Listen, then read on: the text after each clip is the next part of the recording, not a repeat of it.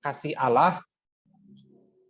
Hari ini kita akan mengalami cinta Tuhan melalui pengalaman-pengalaman pengampunan, agar kita juga semakin utuh dan penuh direngkuh oleh cinta Allah sendiri. Saya akan share screen saya dulu. Sudah kelihatan ini, Bu Helena? Sudah, Romo. Oke, terima kasih ya. Pengalaman cinta Allah melalui penyembuhan dari Tuhan sendiri. Nah, teks yang akan kita pakai sebagai inspirasi hari ini dari Matius bab 7 ayat 2. Karena dengan penghakiman yang kamu pakai untuk menghakimi, kamu akan dihakimi. Dan ukuran yang kamu pakai untuk mengukur akan diukurkan kepadamu. Nah, Bapak, Ibu, dan saudara-saudari terkasih, lama-kelamaan saya semakin mengerti apa yang dimaksud dengan jangan menghakimi. Kenapa Yesus memberikan perintah supaya kita tidak menghakimi? Sebab saat kita menghakimi, persis akan menjadi bumerang. Orang akan menembak kita, menghakimi kita persis seperti ukuran yang kita kenakan kepada orang lain. Di dalam hidup bersama kita, ya, di komunitas, di dalam keluarga, dalam lingkungan pelayanan, dalam kelompok-kelompok yang kita punya, menjadi sangat mudah kita menemukannya. Kalau kita misalnya judging, memberi cap atau mengkritik orang, memberi label kepada seseorang, dia lebih banyak bicara daripada melakukan, ya, maka di dalam hati orang-orang di mana kita berada, salah satu pasti akan ada yang terpikir di dalam pikiran mereka, menunjuk bahwa saya yang mengatakan juga pernah didapati lebih banyak bicara daripada melakukan.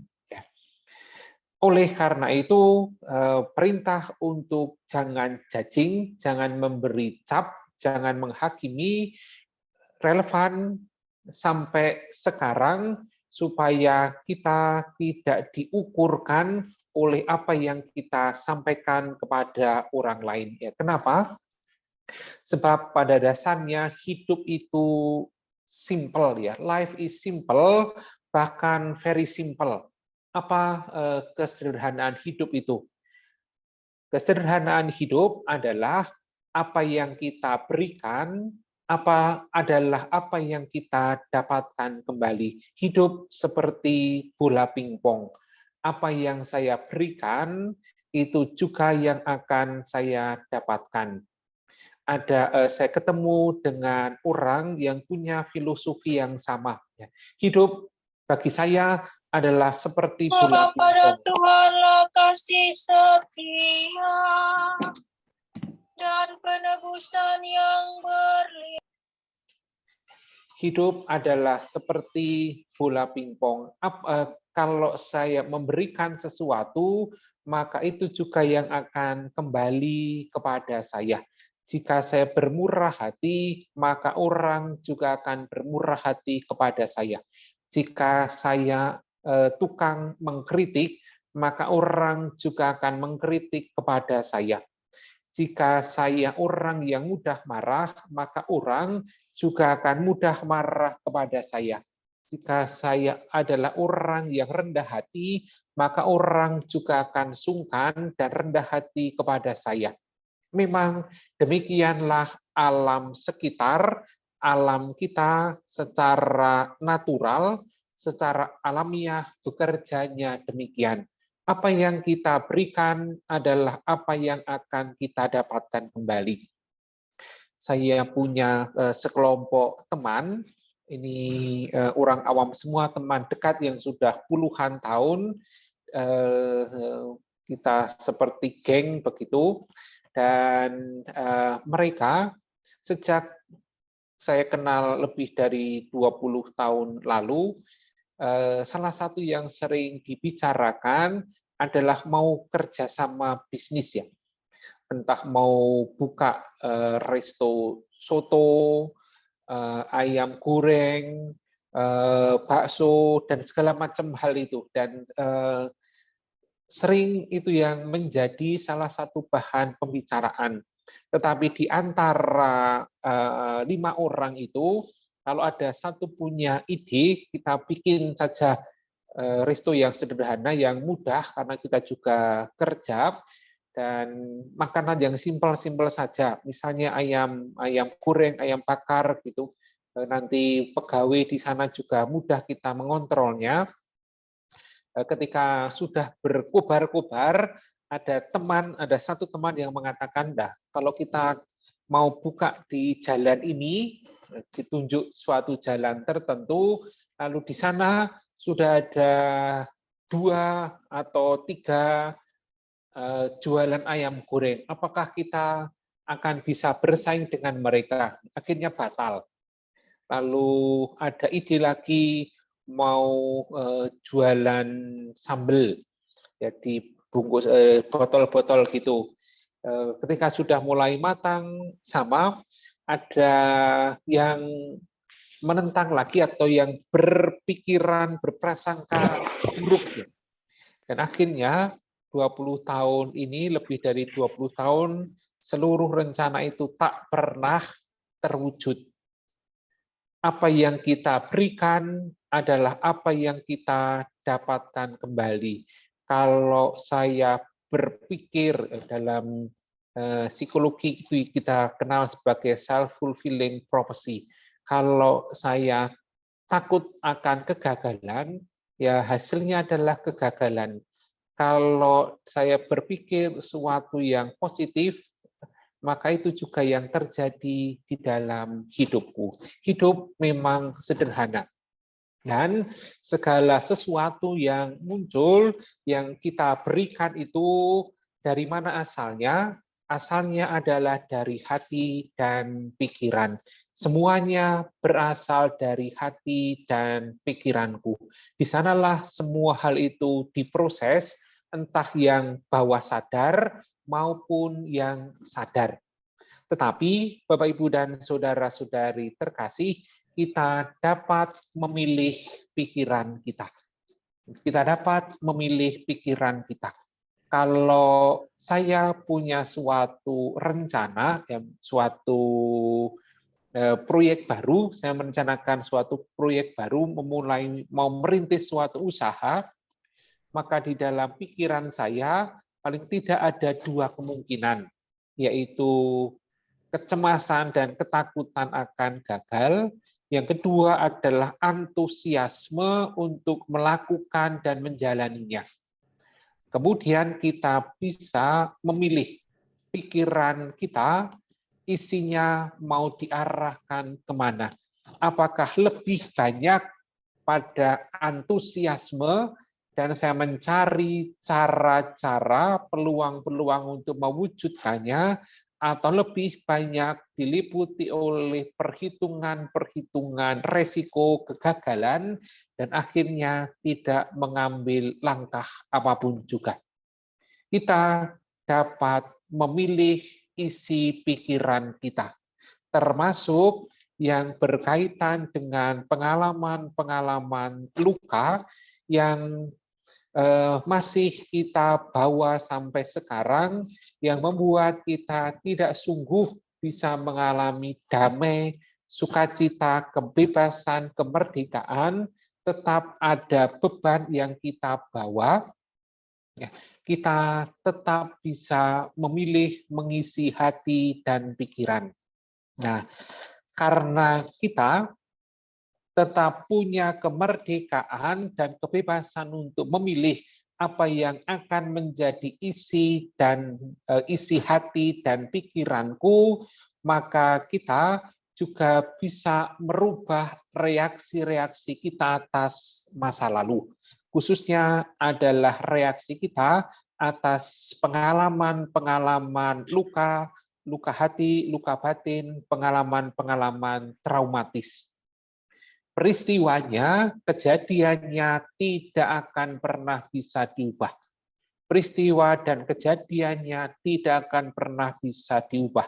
Tetapi reaksi saya atasnya bisa diubah. Dan bukankah hidup kita sebenarnya hanyalah reaksi-reaksi? Hidup kita adalah reaksi-reaksi atau aksi-aksi.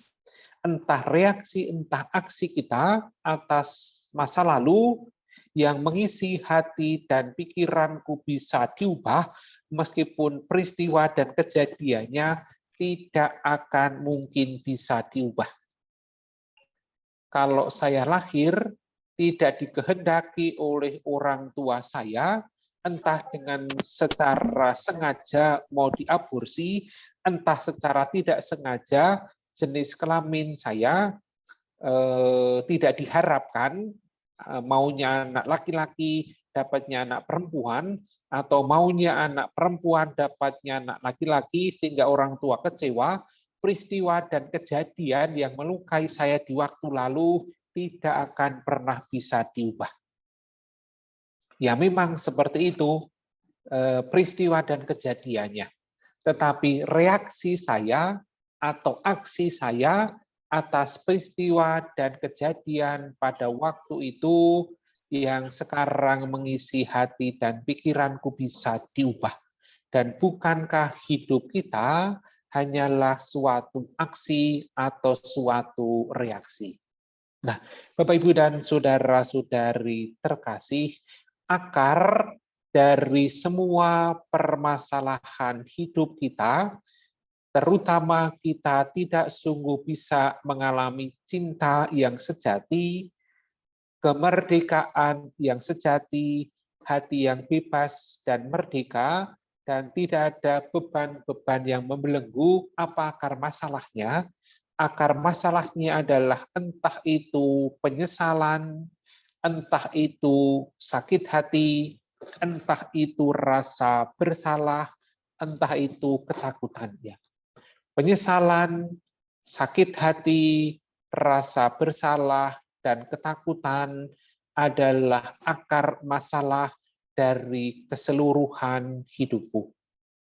Karena saya menyesal atas suatu tindakan aib yang pernah aku lakukan, akan suatu kesalahan, kegagalan yang pernah terjadi, dan saya terkungkung, saya menjadi kerdil dan tidak berani untuk melangkah. Halo? Ya, Romo, silakan Romo teruskan. Oh, sorry, saya pikir memanggil saya, ada koneksi putus. Atau pengalaman terluka atau sakit hati yang terus-menerus kita bawa, membuat kita juga terbeban, merasa tidak enak, hati kita terus bergemuruh di dalam sakit hati atau rasa bersalah atau ketakutan. Nah, bagaimana caranya kita mengalami kebebasan? Bagaimana caranya kita mengalami cinta Tuhan yang semakin utuh, yang semakin penuh? Satu-satunya jalan sampai sekarang adalah dengan pengampunan. Satu-satunya jalan untuk sungguh mengalami damai, kegembiraan, sukacita, dan hidup kita semakin berbuah, semakin bercabang, semakin luas adalah dengan pengampunan. Tidak ada cara lain lagi selain menempuh pengampunan ini. Bagaimana, apakah itu pengampunan? Pengampunan adalah melepaskan, ya, let go.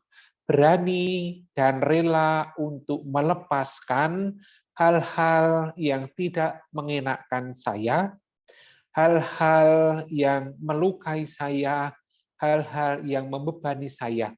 Saya membiarkannya untuk lepas. Ya. Saya membiarkannya itu untuk lepas, entah apapun juga yang terjadi, saya melepaskannya.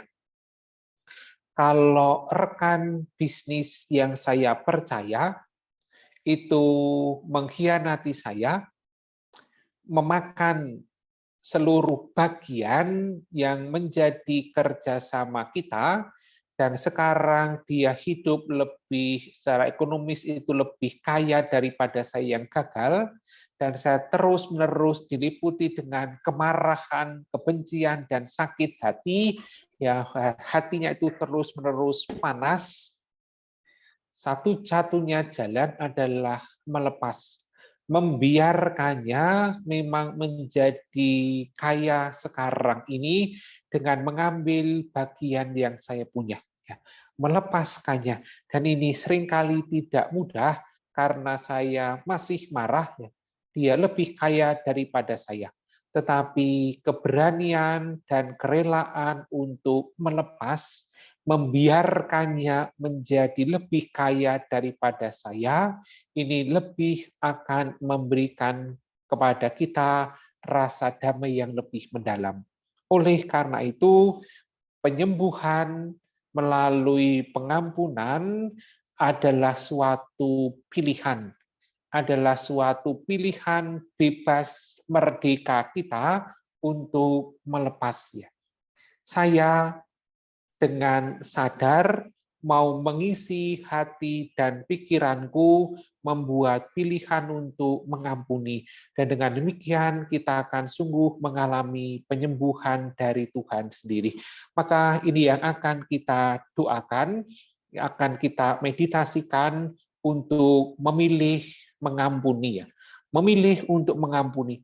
Pengampunan adalah suatu pilihan, bukan sesuatu yang otomatis nanti waktu akan menyembuhkannya. Ya, memang waktu akan menyembuhkannya, tetapi saya perlu membuat pilihan dan keputusan untuk mengampuni, sehingga dengan berlalunya waktu, saya semakin bebas, semakin sembuh, semakin merdeka, dan tidak dibelenggu atau dihimpit atau dikubur begitu saja, dan terus-menerus saya bawa semua beban-beban kehidupan itu. Seperti minggu yang lalu, bagaimana kita bermeditasi, kita mempersiapkan diri untuk bisa tenang dan hening. Setelah saya tenang dan hening, menyadari pernafasan supaya saya fokus sekarang ini dan saat ini. Kemudian ingatlah orang atau orang-orang yang menyakitimu, siapapun itu, entah orang tua, entah pasangan, entah ipar, entah saudara, entah adik, entah anak, entah teman, siapapun juga dia. Ingatlah orang-orang itu yang menyakitimu. Ingat kembali peristiwa yang menyakiti saya, peristiwa yang menyakitkan saya, peristiwa yang melukai saya, ya, dan orangnya siapa. Kemudian katakan kepada orang itu atau berkatilah orang itu, aku mengampunimu, aku mencintaimu.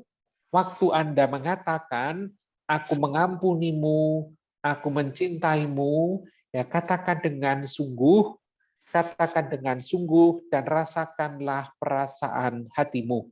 Dan nanti kita akan bercakap-cakap dengan Tuhan, supaya saya sungguh semakin dibebaskan, mengalami cinta Tuhan, mengalami kesembuhan jiwa dan badan, karena saya memilih untuk mengampuni. Ini yang akan kita doakan. Sebelum kita memulai doa, saya kembalikan dulu ke Bu Helena. Kalau masih ada pertanyaan-pertanyaan, silahkan. Ya, terima kasih Romo atas penjelasannya, atas renungannya ini. Bapak, Ibu, dan teman-teman sekalian, apakah masih ada yang mau bertanya dengan cara meditasinya? Kalau ada yang mau bertanya, silakan raise hand.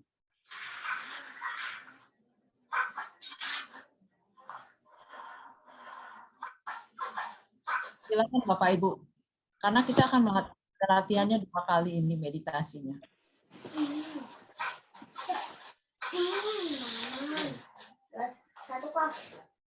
Selamat malam Romo, saya mau bertanya. Oke, silakan Bu Veronica. Ya. Tadi kan Romo bilang kita nanti meditasi sebagai apa, doa pengampunan. Misalnya nih pada saat ini kita tidak merasakan ada yang menyakitkan kita, mungkin kita merasakan tidak ada yang kita sakit hati, terus siapa yang kita apilkan gitu nanti pada saat meditasinya adanya gitu. Kalau ada orang yang kan pasti kita punya orang ini gitu yang ditampilkan dalam meditasi. Kalau nggak ada gimana? Belum ada misalnya. Bu Veronica, Romo, apakah Romo mendengar dengan jelas pertanyaannya karena suaranya terputus-putus di saya? Ya, agak putus-putus saya, tapi saya menangkap ya. Pertanyaannya sejauh saya tangkap ya, kalau saya tidak ketemu orang yang menyakiti saya, bagaimana saya mengingatnya, itu ya? Iya, benar. Kita coba kita cermati perlahan-lahan. Apakah memang tidak ada yang menyakiti saya? Kalau saya cermati dan sungguh tidak ada yang menyakiti saya, ya puji Tuhan, maka saya tidak perlu melakukan doa meditasi ini. Ya, begitu. Kalau saya sudah mencermati dan sungguh saya tidak sakit hati, saya tidak kecewa, saya termasuk tidak kecewa dengan situasi hidup yang saya punya, tidak kecewa dengan Tuhan, tidak kecewa dengan pasangan, tidak kecewa dengan mertua, tidak kecewa dengan ipar, tidak sakit hati dengan siapapun juga, ya puji Tuhan, saya hidup dalam damai, maka juga tidak perlu melakukan doa ini ya, karena doa ini memang kita pakai untuk kita bisa semakin mengampuni orang-orang yang membuat kita sakit hati atau terluka. Oke, makasih Romo. Iya. Bapak Ibu, ada yang masih mau bertanya sebelum kita mulai meditasinya? Silakan. Oh, saya mau tanya ya, Romo. Saya juga mau tanya nanti habis Pagun. Ya. Nanti meditasi itu kira-kira posisi kita bagaimana? Kita sekarang semuanya dalam posisi duduk, apa ada satu posisi tertentu, dan kemudian nafasnya apa nafas biasa atau perlu diatur? Terima kasih Romo, itu aja. Silakan Romo. Ya, Bapak Ibu duduk dalam posisi yang paling nyaman bagi Anda. Kalau Anda duduk di kursi, silakan duduk di kursi. Diusahakan supaya tulang belakangnya itu bisa tegak ya, jangan bersandar di kursi. Nah, kalau bersandar di kursi kita akan keenakan lalu tertidur dengan pulas ya. Ya boleh sih, meditasi salah satu gunanya supaya kita tidur dengan baik, tetapi yang kita buat pada saat ini adalah kita mau berdamai atau mengampuni, maka duduk dengan tegak. Dan yang kedua, kita bernafas seturut ritme pernafasan kita yang biasa, yang normal ya. Belum kita sampai pada pengaturan pernafasan yang secara khusus gitu. Terima kasih Romo. Bu Vivi, silakan. Iya, terima kasih Bu Helena. Selamat malam Romo. Yang saya mau tanyakan ketika nanti kita sudah melakukan meditasi ini dan kita sudah tuntas gitu ya step-stepnya ngikutin, apa yang buktinya kalau kita sudah bisa mengampuni orang yang menyakiti kita? Jadi suasana hati kita bagaimana Romo, atau ada tanda-tanda yang benar-benar bisa kita seketika itu kita rasakan? Terima kasih Romo. Ya, salah satu tanda yang bisa langsung kelihatan adalah jalan yang kita lewati. Kalau kita naik mobil itu aspalnya lebih mulus daripada batu yang bergerunjal. Kalau saya panas hati, bergemuruh, sakit hati dengan seseorang, Lama-kelamaan saya menjadi lebih tenang, saya pun menjadi lebih rela kalau dia mengalami entah itu yang namanya sukses atau hidup baik atau keberhasilan ya. Ini yang namanya let go. Seperti tadi contohnya saya pernah ditipu oleh rekan bisnis saya. Dia sekarang sukses sungguh dengan usaha itu, dengan mengambil bagian yang sebenarnya adalah bagian kita berdua. Saya sangat marah, saya sakit hati saya itu bergemuruh, berkobar-kobar dengan kemarahan. Lama-kelamaan ketika saya semakin mengampuni, bara apinya itu semakin redup, sampai akhirnya saya merasa sungguh sangat damai dan tenang. Ini adalah tanda pengampunan. Ya. Kemudian tanda yang lain ketika saya bercerita tentang hal itu, saya tidak diliputi dengan kemarahan, dengan gejolak yang besar, atau bahkan ketika saya sudah berani bercerita, ini adalah suatu tanda saya semakin berdamai dengan pengalaman-pengalaman itu. Saya anak yang mau diaborsi dulu, ya, saya anak yang dibuang, saya anak yang ditelantarkan oleh orang tua. Ketika saya berani bercerita, ini suatu langkah lompatan, saya semakin berdamai, saya semakin mengampuni, dan saya semakin sembuh. Ya, terima kasih Romo. Bu Vivi jelas? Iya, jelas. Yang pertama itu berarti belum tentu seketika ya Romo, selesai meditasi langsung tuntas. Jadi kan akan berangsur-angsur. Mungkin masih ada hal-hal yang perlu waktu gitu ya Romo ya. Jadi tidak instan gitu loh Romo. Pengampunan itu tidak instan gitu ya Romo. Iya, tidak ada yang instan ya dalam pengolahan hidup kita.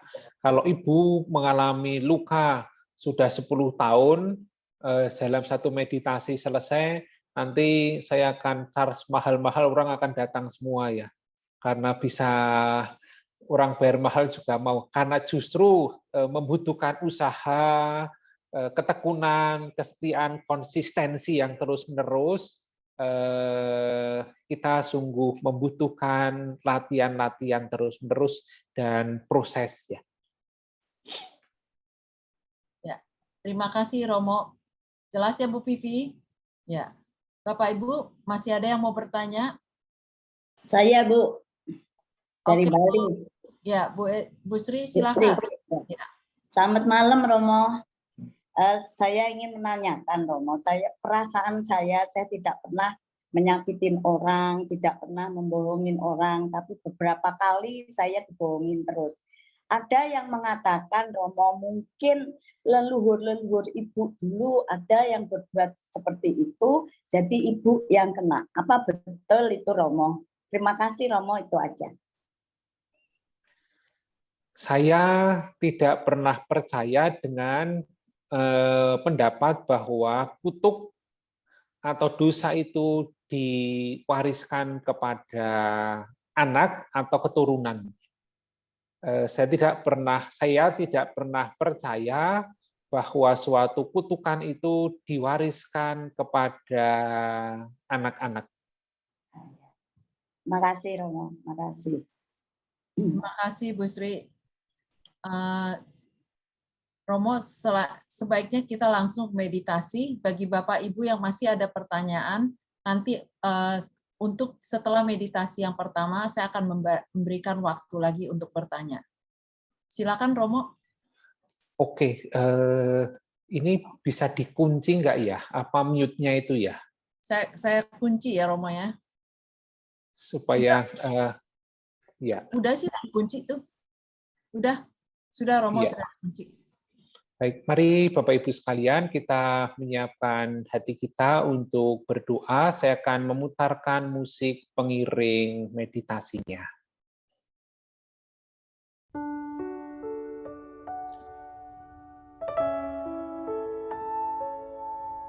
Mari kita menyiapkan diri untuk berdoa dalam nama Bapa dan Putera dan Roh Kudus. Amin.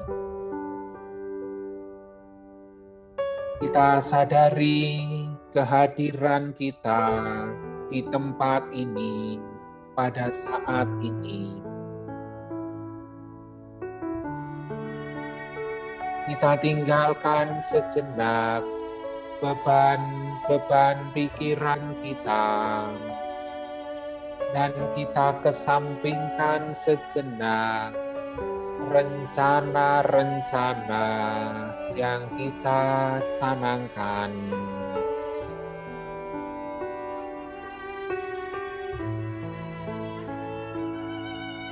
Kita berikan seluruh waktu ini bagi Tuhan dan bagi diri sendiri.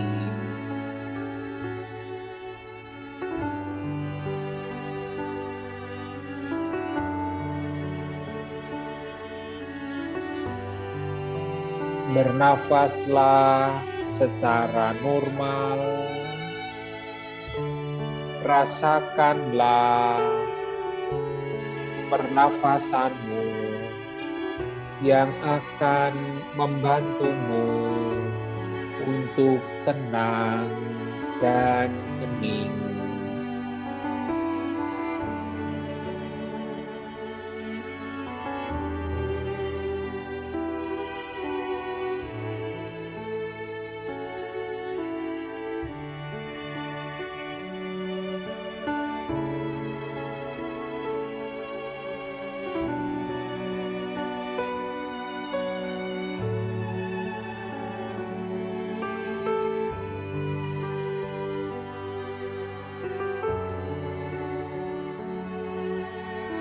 Jika engkau sudah tenang, bayangkanlah engkau berhadapan dengan Allah Bapa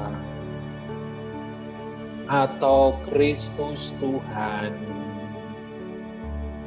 Kepada Dia mohonlah rahmat agar Ia berkenan menerangi hati dan budimu, melihat orang-orang yang menyakitimu, dan memberikan rahmat bagimu untuk mengampuni. Mohonkanlah itu kepada Tuhan dengan kata-katamu sendiri.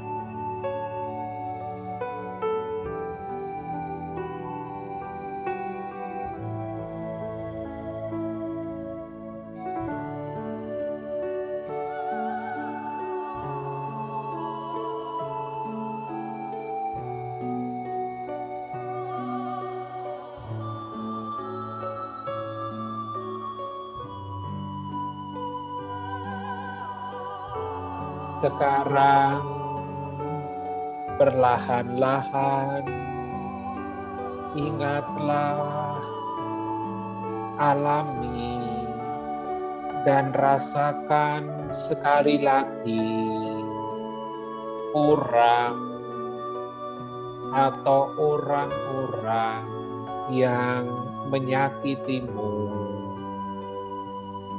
Mulai dari orang yang pertama,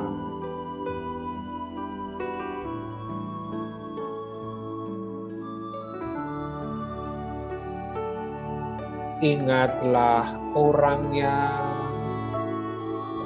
peristiwanya, tindakan-tindakannya yang melukaimu, dan rasakan kembali rasa hatimu.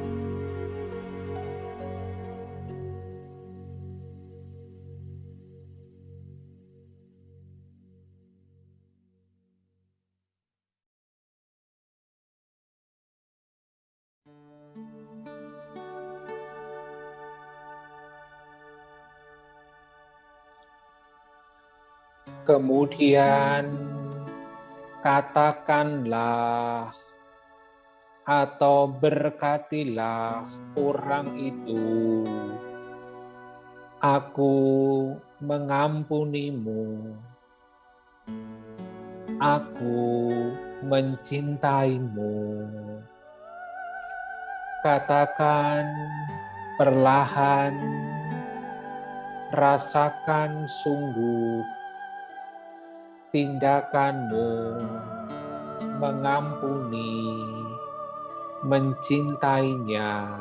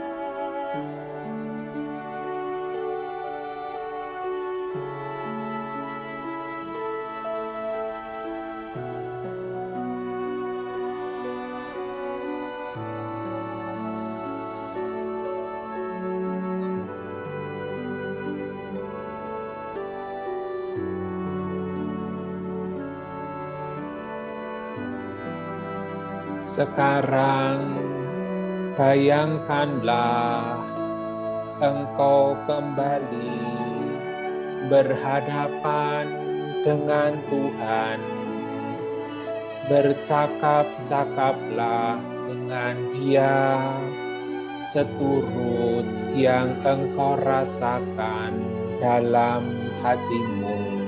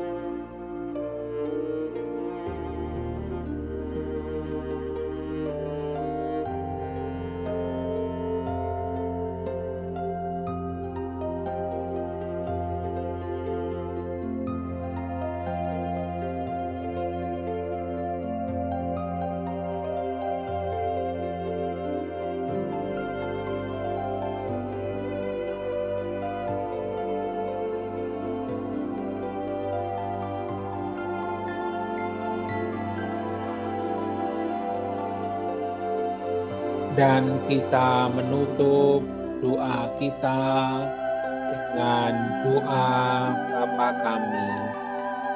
Bapa kami yang ada di surga, dimuliakanlah namamu, datanglah kerajaan-Mu, jadilah kehendak-Mu di atas bumi seperti di dalam surga. Berilah kami rezeki pada hari ini, dan ampunilah kesalahan kami, seperti kami pun mengampuni yang bersalah kepada kami. Dan janganlah masukkan kami ke dalam pencobaan, tetapi bebaskanlah kami dari yang jahat. Amin. Dalam nama Bapa dan Putera dan Roh Kudus. Amin.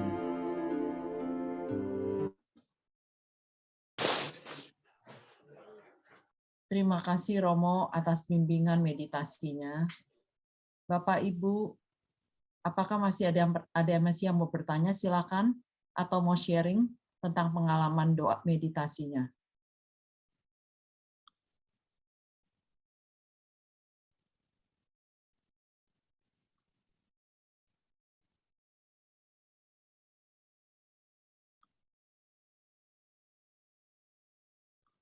Oh, bisa unmute sendiri ya? Ya, bisa unmute sendiri. Halo Ibu, selamat malam. Selamat malam Bu Paulina, silakan. Ya, selamat malam Romo. Saya mau bertanya, seperti yang Romo katakan tadi bahwa kalau kita mendengar atau melihat sikap atau perbuatan orang lain yang menyakiti hati kita, kita tidak bisa menghakimi.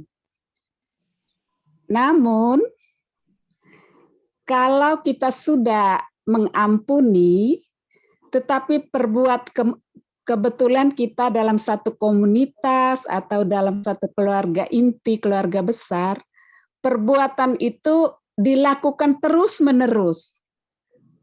Jadi setiap saat kita menyadari bahwa kita tidak boleh menghakimi, maka kita bawa seluruh apapun yang ia lakukan dengan doa. Dengan doa supaya dia bertobat. Namun, segala yang kita doakan sepertinya tidak ada perubahan sama sekali. Jadi kita hanya objek untuk disakiti. Makanya meditasi tadi sungguh bermanfaat Romo, bahwa kita mengampuni dan harus mengampuni seperti Bapa mengampuni, kita melupakan semua. Tapi yang menjanggal itu perbuatannya dilakukan terus-menerus, apalagi itu kita dalam satu komunitas atau dalam satu keluarga. Minta petunjuk Romo, terima kasih. Silakan Romo. Ya, memang ini situasi yang sangat sulit dan rumit ya, Ibu Paulina. Kalau yang melukai kita adalah orang-orang yang dekat dengan kita. Dekat dengan kita, lingkaran yang paling jauh mungkin adalah komunitas pelayanan kita. Kemudian yang berikutnya mungkin adalah keluarga besar kita, dengan mertua, dengan ipar, dan saudara-saudara itu ya. Kemudian nanti yang lebih pendek lagi adalah dengan keluarga inti kita, dengan pasangan, dengan anak-anak.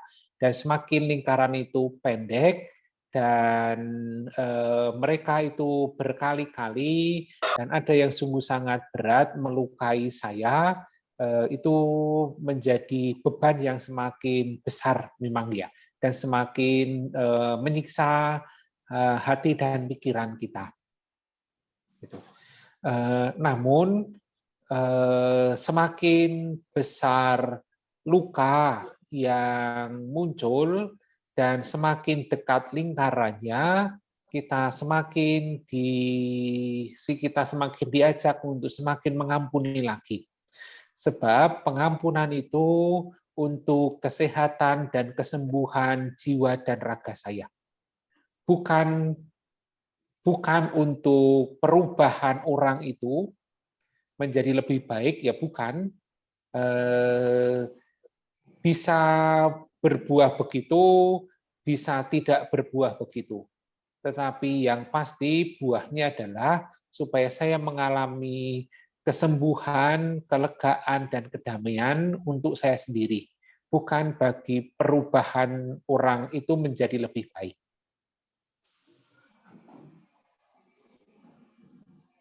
Jelas, Bu Paulina? Ya, terima kasih Romo. Mohon doa. Ya, Ibu. Ya, terima kasih Romo, terima kasih Bu Paulina. Romo mau tanya boleh?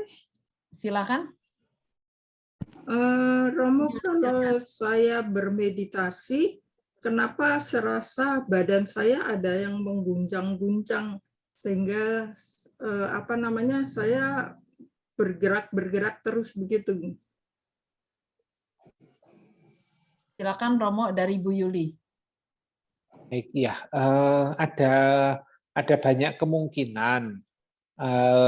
Misalnya kemungkinannya waktu kita meditasi itu badan kita membuat penyesuaian sendiri ya, seperti makanan di toples gitu, diguncang-guncang supaya space-space yang kosong terisi. Nah, itu juga restructuring badan kita, merestrukturisasi badan kita. Tapi bisa jadi adalah gangguan atau pelamunan. Maka kalau itu mengganggu sekali, saya tidak bisa berdoa, ya, mengganggu, buka mata sebentar. Dengan membuka mata sebentar, biasanya kita lebih tenang, lalu nanti baru melanjutkan doa meditasinya. Oke, terima kasih Romo. Jelas ya Bu Yuli ya. Ya, terima kasih Bu Yuli.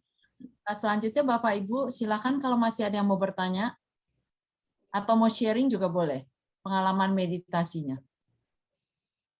Ya, selamat malam Romo. Hanya mau sharing aja. Ya, silakan Bu Veronica. Ya, tadi waktu meditasi, saya sebenarnya sudah pernah mengikuti meditasinya Romo kalau pertama kali diadakan selesai. Sorry, saya kok putus-putus sekali ya sekarang ya. Betul, suaranya terputus-putus Romo. Bu Veronica mungkin sorry. Ya. Apakah boleh minta tolong supaya recordingnya dimatikan? Mungkin kalau pas di sharing bisa kita matikan ya. Ya, Pak Gunawan.